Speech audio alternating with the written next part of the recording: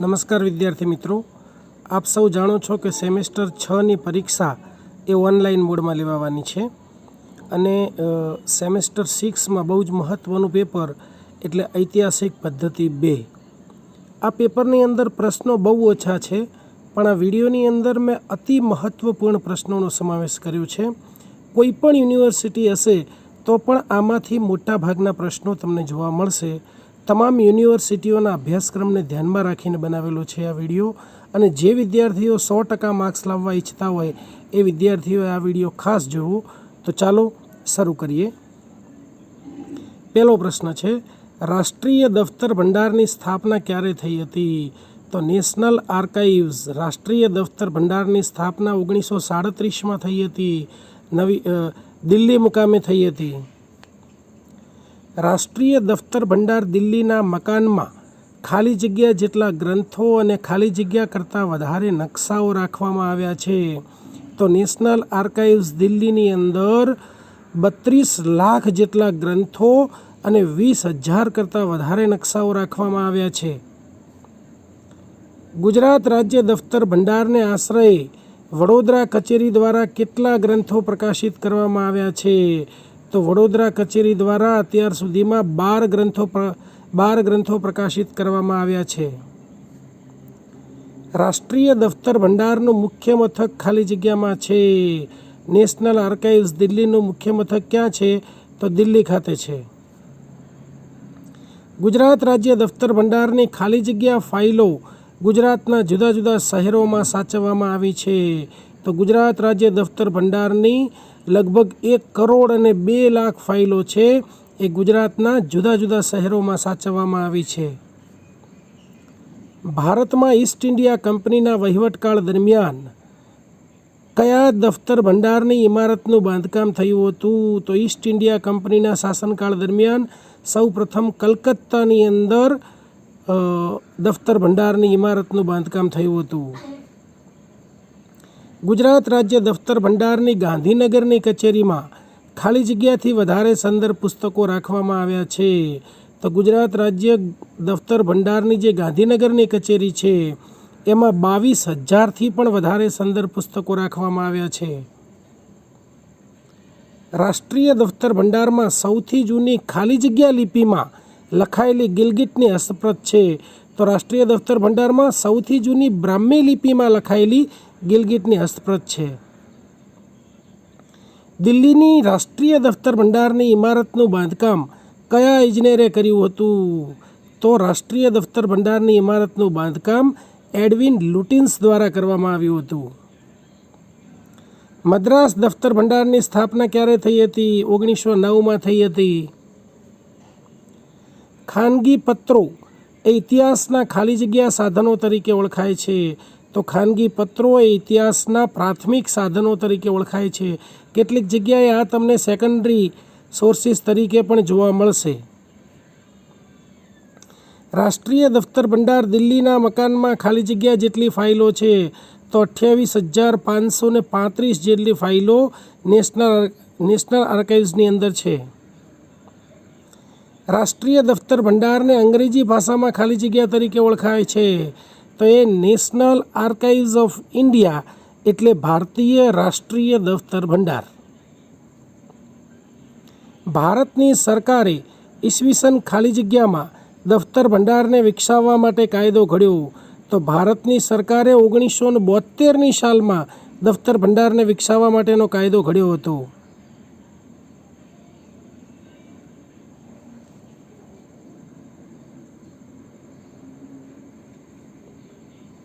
બ્રાહ્મી લિપિ ઉકેલવાનું માન ખાલી જગ્યાના ફાળે જાય છે.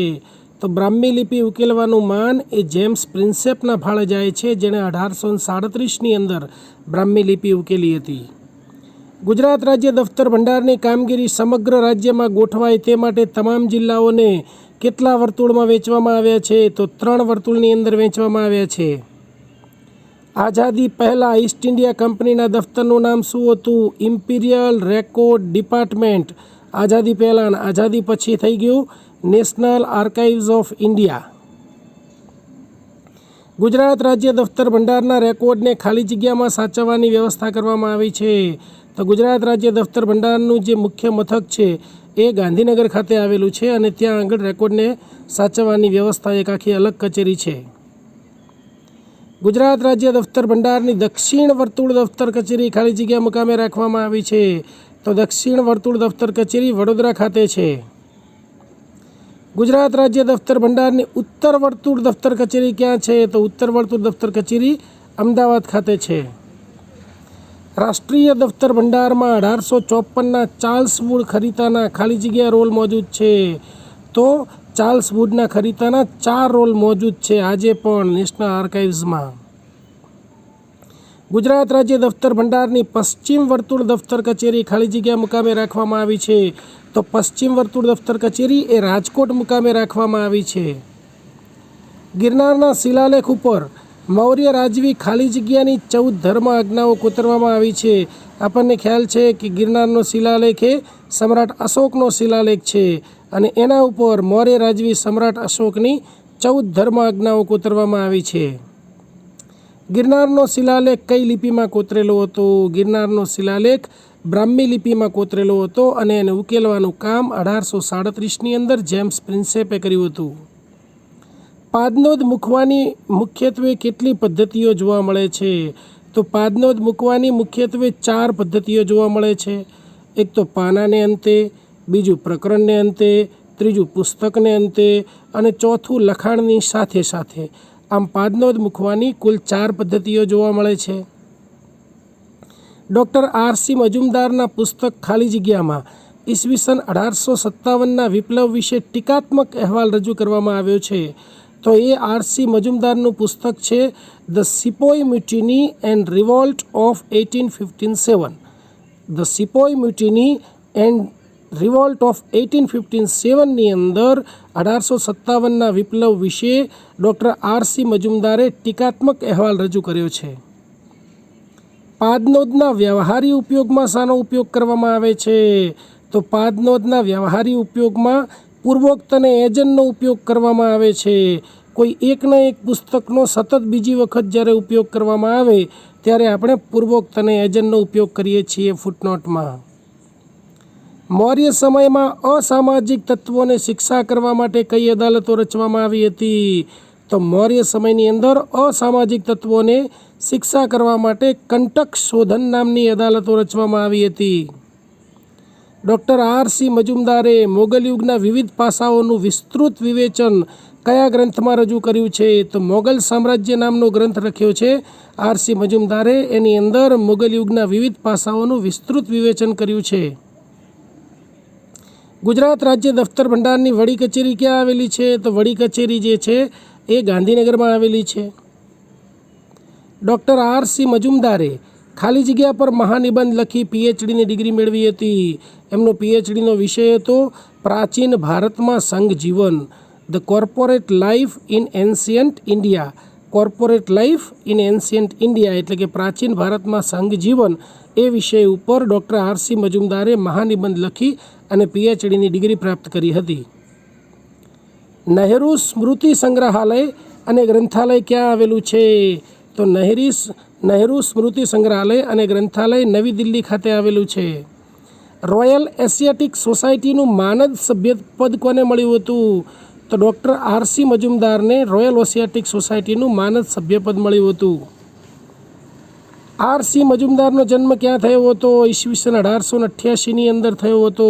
આ પ્રશ્નની અંદર તમને એ પણ કહેવાનું કે રોયલ એશિયાટિક સોસાયટીનું માનદ સભ્યપદ જે છે એ ડૉક્ટર આર.સી. મજુમદારની સાથે સાથે ભગવાનલાલ ઇન્દ્રજીને પણ મળ્યું હતું.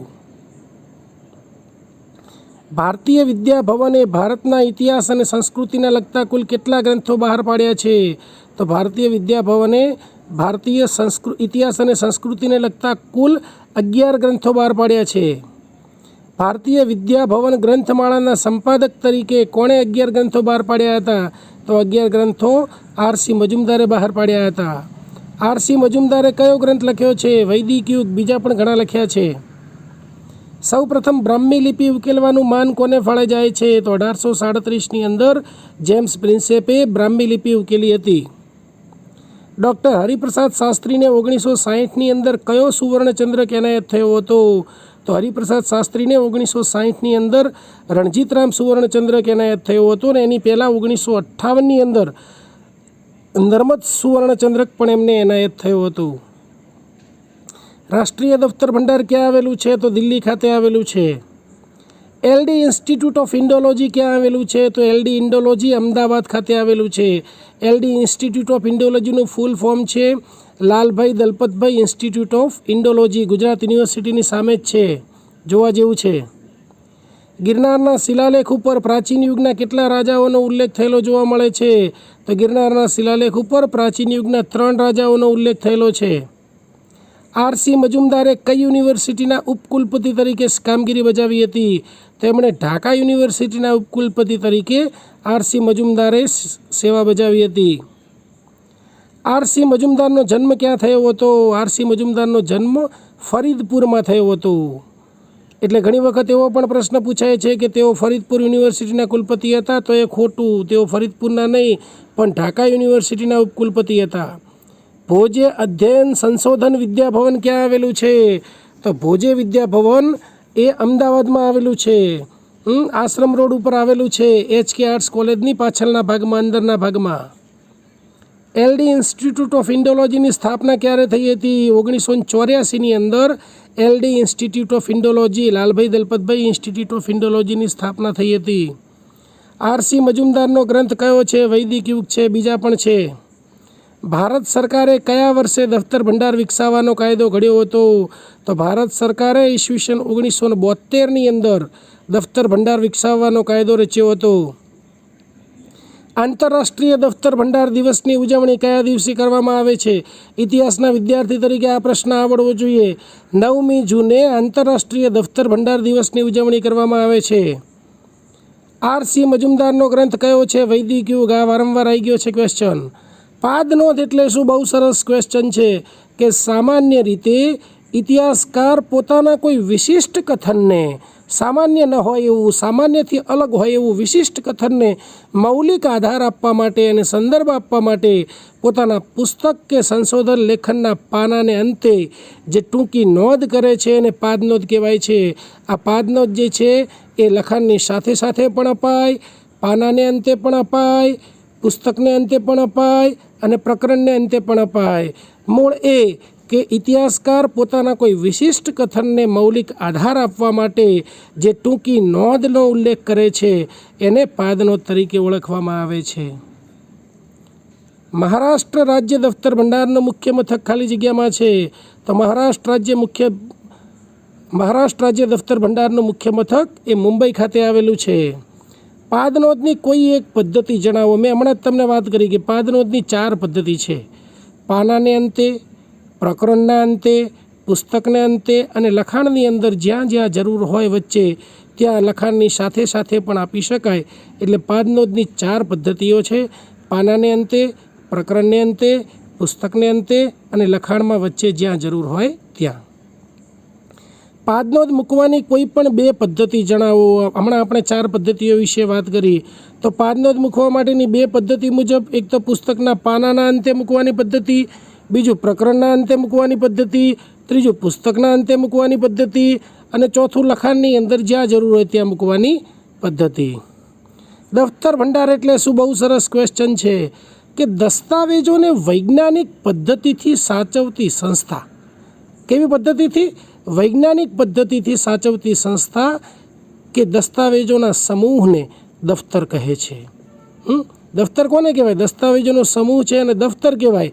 અને તેને સાચવવાના, એને સુરક્ષિત રાખવાનું જે સ્થાન હોય, જે બિલ્ડિંગ બનાવેલું હોય એને દફતર ભંડાર કહેવાય. ખ્યાલ આવ્યો કે દસ્તાવેજોને વૈજ્ઞાનિક પદ્ધતિથી સાચવતી સંસ્થા કે દસ્તાવેજોના સમૂહને શું કહેવાય? દફતર કહેવાય. અને આ દફતર સાચવવાના, એને સુરક્ષિત રાખવાનું જે સ્થાન હોય, જે મકાન હોય, જે બિલ્ડિંગ હોય એને આપણે દફતર ભંડાર તરીકે ઓળખીએ છીએ. 1857 નામનું પુસ્તક કોણે લખ્યું છે? તો 1857 નામનું પુસ્તક સુરેન્દ્રનાથ સેને લખ્યું છે. RC મજુમદારનો જન્મ ક્યાં અને ક્યારે થયો હતો? RC મજુમદારનો જન્મ અત્યારના બાંગ્લાદેશમાં આવેલા ફરીદપુરમાં થયો હતો 1888માં. પુરાતત્વવિદ ભગવાનલાલ ઇન્દ્રજીનો જન્મ ક્યાં થયો હતો? જૂનાગઢની અંદર થયો હતો ભગવાનલાલ ઇન્દ્રજીનો જન્મ. અને જો હરિપ્રસાદ શાસ્ત્રીનો જન્મ પૂછે તો આપણા પેટલાદની અંદર એમનો જન્મ થયો હતો. બરાબર. ભગવાનલાલ ઇન્દ્રજીને રોયલ એશિયાટિક સોસાયટીના માનદ સભ્યપદ પણ એમને મળ્યું હતું. બરાબર. રોયલ એશિયાટિક સોસાયટીનું માનદ સભ્યપદ કયા પુરાતત્વવિદને મળ્યું હતું? તો એ પુરાતત્વવિદ ભગવાનલાલ ઇન્દ્રજી. અગાઉ પણ આ પ્રશ્ન આવી ગયો છે, પણ એમાં બીજા હતા. એજન એટલે કે આઈબીડ શબ્દનો ઉપયોગ ક્યારે થાય છે? તો પાદનોદની અંદર એક જ પુસ્તકના ઉપયોગ પછી તરત જ તે જ પુસ્તકનો ઉપયોગ પાદનોદ તરીકે કરવાનો હોય તો માત્ર એજન લખી પાના નંબર લખવામાં આવે છે. આપણે જ્યારે કોઈ પણ સંશોધન કરતા હોઈએ ત્યારે આપણે ફૂટનોટ કે પાદનોદ આપીએ છીએ. તો એ પાદનોદની અંદર એક પાદનોદ આપ્યા પછી જો ફરી એના જ પુસ્તકની પાદનોદ આવતી હોય તો આપણે આખા પુસ્તકનું નામ અને એની વિગત લખવાની જરૂર નથી. ખાલી એજન લખી અને એના પાન નંબર લખી શકાય છે. એજનને ઇંગ્લિશમાં આઈબીડ કહેવાય. 1858માં નર્મદ સાહિત્ય સભા દ્વારા હરિપ્રસાદ શાસ્ત્રીને કયો સુવર્ણચંદ્રક એનાયત થયો હતો? તો નર્મદ સુવર્ણચંદ્રક. અને 1860ની અંદર પણ એમને એક સુવર્ણચંદ્રક મળ્યો છે, એ છે રણજીતરામ સુવર્ણચંદ્રક. ઇતિહાસના સ્ત્રોત તરીકે ગુજરાતના શિલાલેખો નામનું પુસ્તક કોણે લખ્યું હતું? હરિપ્રસાદ ગંગાપ્રસાદ શાસ્ત્રી, એચ.જી. શાસ્ત્રીએ લખ્યું હતું.